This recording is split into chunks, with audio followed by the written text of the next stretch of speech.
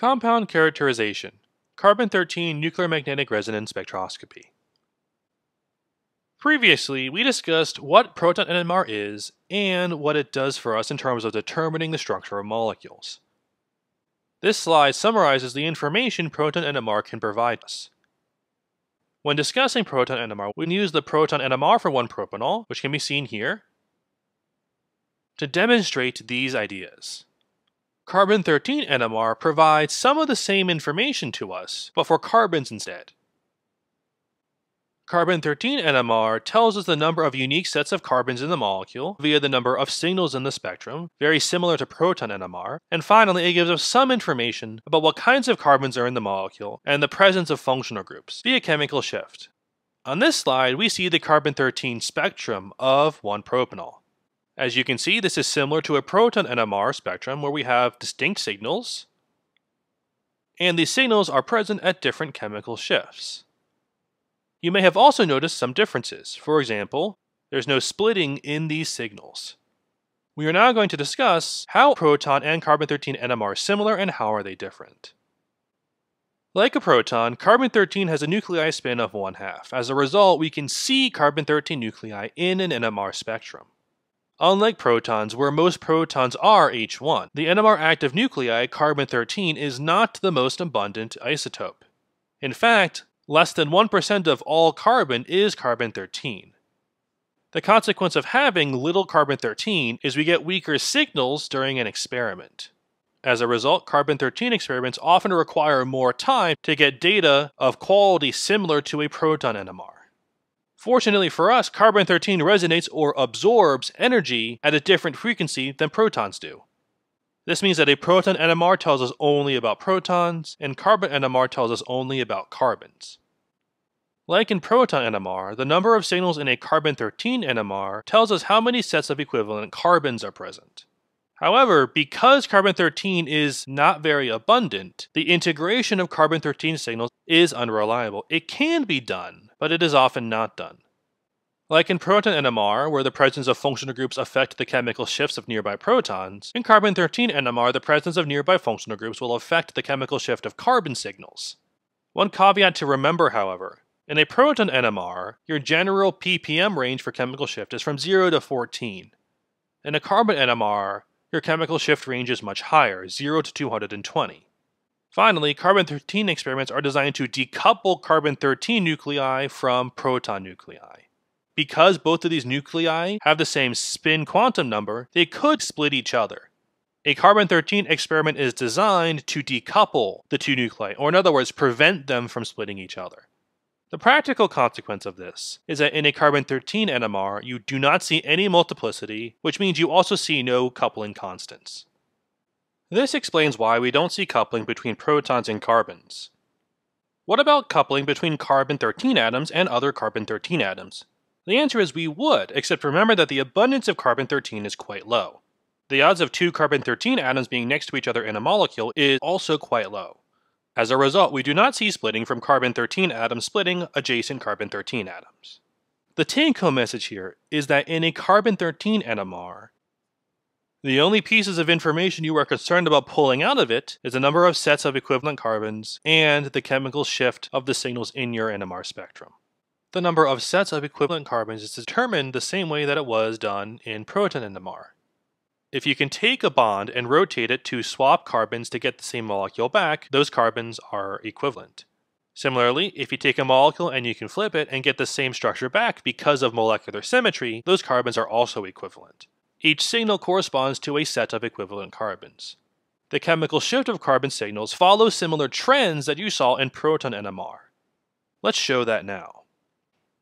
Here you see some carbon-13 chemical shift ranges that you can find on your Chem 233 notebook cover or on the Compass 2G course website. As with the proton NMR chemical shift ranges that you can find in the same locations, I don't expect you to memorize this entire table.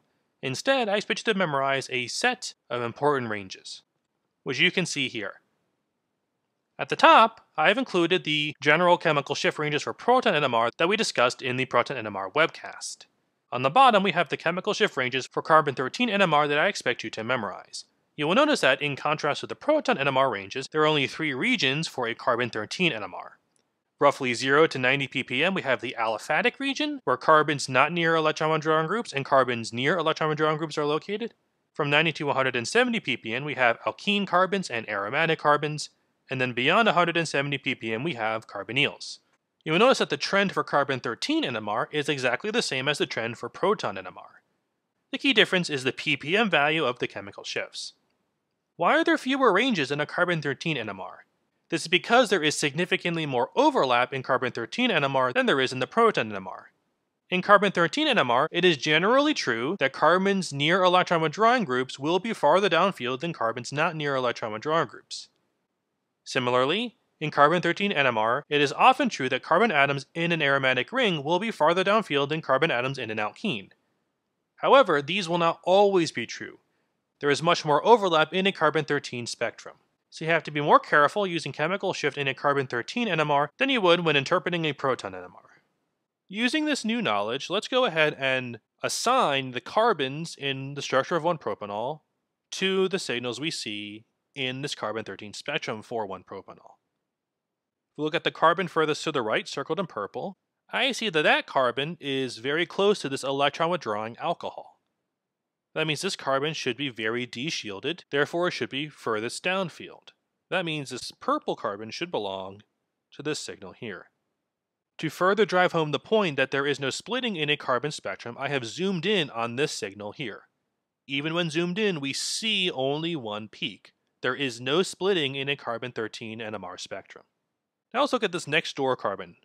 That's close to the alcohol, but not that close. Therefore, this should be somewhat downfield, but not very downfield. That carbon should belong to this signal here. If we look at this last carbon, circled in blue, that is the furthest away from the alcohol, therefore it should be the most shielded, and therefore should appear furthest upfield. Therefore, that belongs to that carbon. As you can see, analysis of carbon NMR is much simpler than analysis of proton NMR. There is no integration, and there is no splitting. All that's left is chemical shift analysis and the number of signals analysis. And fortunately, the trends for chemical shift in a carbon-13 NMR spectrum are the same as the trends in chemical shift for a proton NMR spectrum.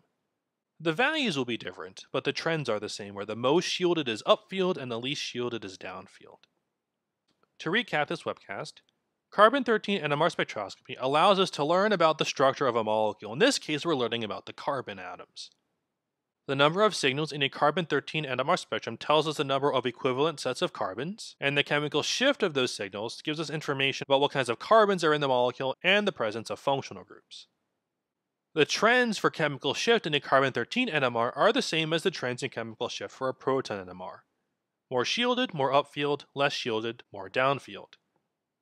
However, there is much more overlap in the potential chemical shift ranges for particular carbons. For example, the range for alkene carbons and the range for aromatic carbons possess significant overlap. Therefore, it is harder to identify what types of carbons are present based on the chemical shift, although you can still narrow the possibilities.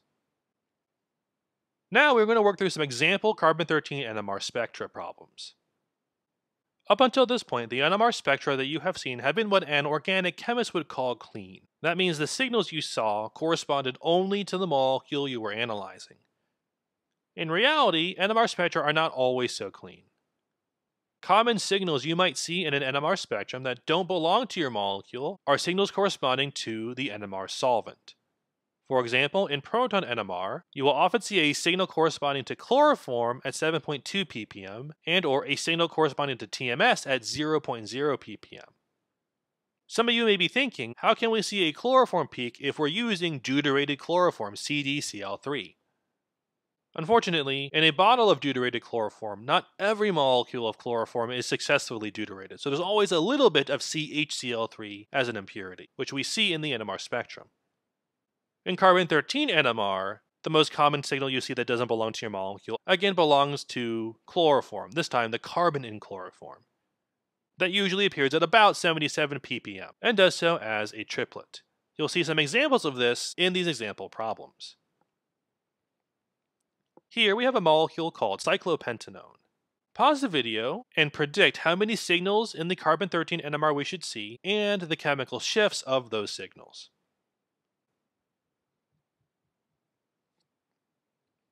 Welcome back. Let's see how you did.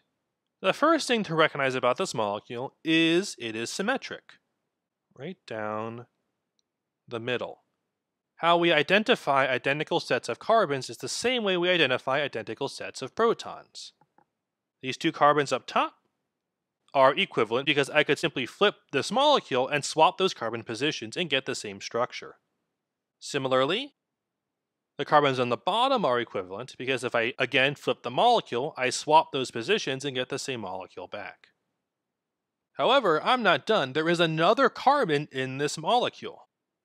The carbon that is part of the carbonyl. In proton NMR, we often didn't look at carbonyls because they usually didn't have protons attached to them. In a carbon NMR, however, we cannot forget carbonyls because those carbonyls have carbons in them. Now let's predict our chemical shifts. Carbonyls can appear over a wide ppm range, but I do know that they appear very far downfield. I shall predict somewhere in the range of 200 ppm. In reality, it might be a little bit more, it might be a little bit less, but it'll be somewhere that far downfield. Now let's look at the carbons adjacent to that carbonyl. The carbonyl is electron withdrawing, but it's not that electron withdrawing.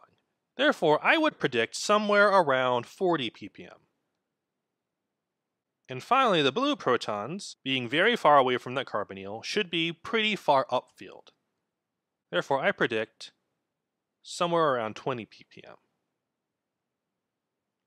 If your number predictions don't match my number predictions, that's okay. Because remember, all these values are approximate ranges. So long as you're in the ballpark, you're thinking about this the right way. Now let us see how good our predictions were. I predicted the carbonyl to be at around 200 ppm, and I see a signal there corresponding to the carbonyl at what appears to be about 220 ppm. So not that close, but in the right area. If we now look at the red carbons, I predicted somewhere at around 40 ppm.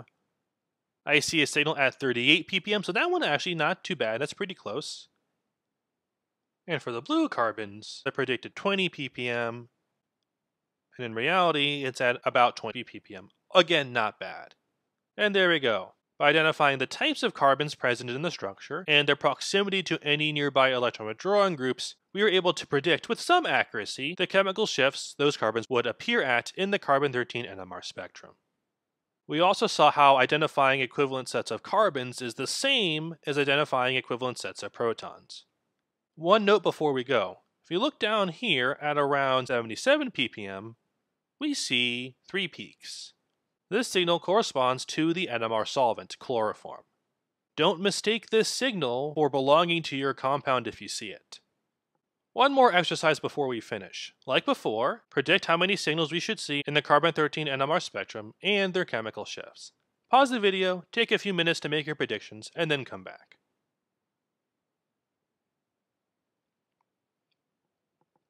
Welcome back. Let's see how you did.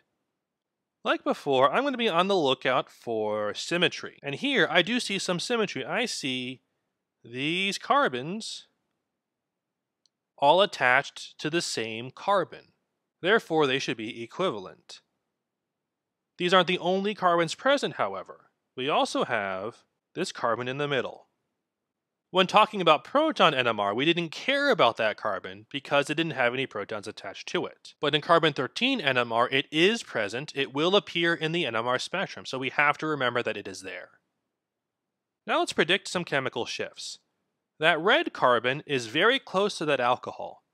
Therefore, it should be pretty de-shielded. I predict somewhere in the region of 70 ppm. The purple carbons are a little farther away. I predict them to be slightly de-shielded, let's say about 30 ppm. Again, if your prediction values don't match mine exactly, that's okay, so long as you're in the same range. Let's see how good our predictions were. For the purple carbons, I should see a signal at roughly 30 ppm. And I do see a signal at roughly that ppm range. Excellent. How about the red carbon? I expect it at roughly 70 ppm. I see a signal at roughly 70 ppm. Another very good prediction. The take-home message here is that the chemical shift trends you learned in proton NMR apply to the chemical shifts in carbon-13 NMR. The more shielded you are, the more upfield you are. The more deshielded you are, the more downfield you are.